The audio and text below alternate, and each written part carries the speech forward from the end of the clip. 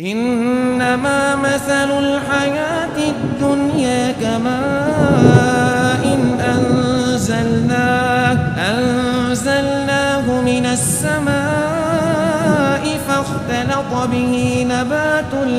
فاختلط به نبات الأرض مما يأكل الناس والأنعام حتى إذا أخذت الأرض زخرفها وزينت وظن أهلها أنهم قادرون عليها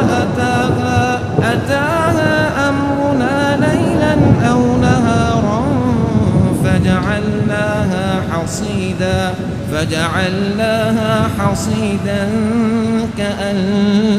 لم تغن بالأمس كذلك نفصل الآيات لقوم يتفكرون.